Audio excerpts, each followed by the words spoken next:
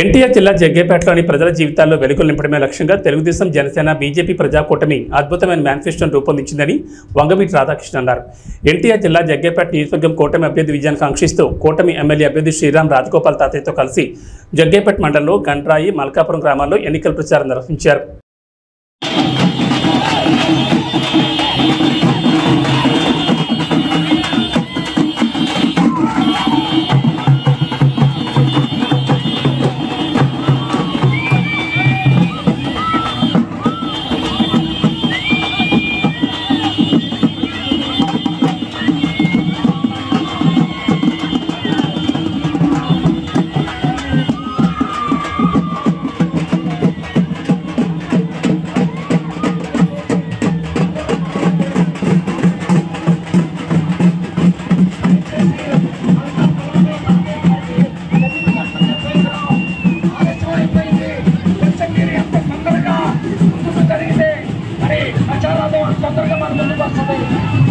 Bypass మీద నుంచి మరి ఎన్ఆర్ మంత్రాలయ ఇంటి దగ్గర నుంచి నారసాండ్రావు బాబు గారి ఇల్లు వరకు అక్కడి నుంచి గ్రామ పంచాయతీ ఆఫీస్ వద్ద బహిరంగ సభ జరుగుతుంది.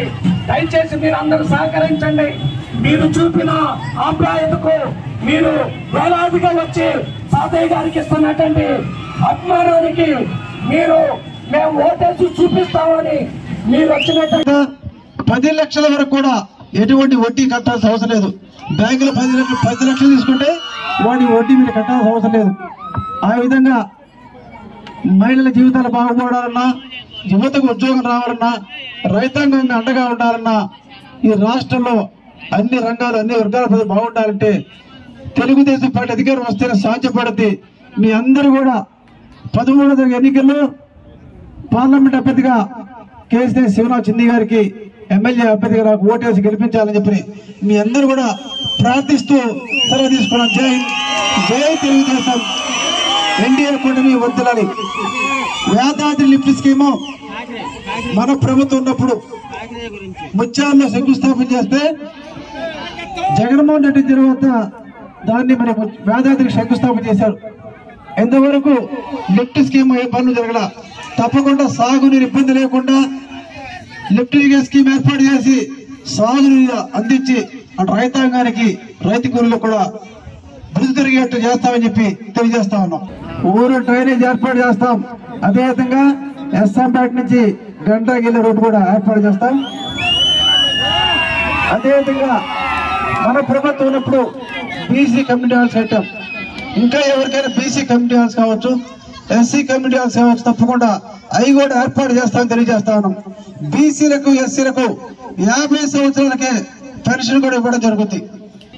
ఎండను సైతం ఎలాగైతే లెక్క చేయకుండా వచ్చి తాతయ్య గారి మీద అభిమానం చూపిస్తా ఉన్నారు. 13వ తారీఖున ఓటు రూపేణా కూడా మనందరం కలిసికట్టుగా ఓటేసి మన తాతయ్య గారిని గెలిపించుకునే బాధ్యత మనందరం తీసుకుందామని కోరుకుంటా ఉన్నాను. ఇవాళ పార్టీలు కూటమి అని చెప్పి అంటున్నారు. ఇది పార్టీల కూటమి కాదు, ఇది ఒక ప్రజా కూటమి. ఇది అందరం కలిసికట్టుగా పనిచేస్తే తప్ప మనం సాధించుకోవాలని చెప్పని కూడా కోరుకుంటా ఉన్నాం. జగన్ రెడ్డి గారు నేను 59 నెలల నుంచి బటన్ నొక్కాను చెప్పి అంటా ఉన్నారు. ఈ ఒక్కసారికి ప్రజలు బటన్ నొక్కితే ఎలాగుంటుందో కూడా తీర్పు ఎలాగిస్తారని చెప్పని కూడా మనందరూ తెలియజేద్దామని చెప్పని కూడా మీ ద్వారా తెలియజేస్తా ఉన్నాం. అది పేదల పేరు చెప్పి సెంటు భూమి ఇచ్చానని చెప్పని ఎకరాలు కోట్లు మొత్తం దండేసుకున్నారు ఇల్లు. అలాంటి వాళ్ళకి సరైన బుద్ధి చెప్పే అవకాశం మనందరికీ వస్తుంది. ఇది మీ అందరికీ దయచేసి కోరేదల్లా ఒకటే, అమ్మా అధికార పార్టీ వాళ్ళు మీ అందరికీ ఆయన జగన్ రెడ్డి గారు ఓటుకు 5,000 ఇమ్మని చెప్పని పంపించారు. మీ అభ్యర్థి గారు అక్కడ అధికార పార్టీ అభ్యర్థి గారు 5,000 ఇస్తే తప్పకుండా తీసుకోండి. తీసుకుని ఓటు మాత్రం మన తాతయ్య గారికి వేయమని చెప్పని కోరుతా ఉన్నాం. 5,000 కన్నా తక్కువ ఇచ్చారని చెప్పంటే ఆయన అయితే 5,000 పంపించారు ఒక్కొక్కరికి ఇమ్మని చెప్పని.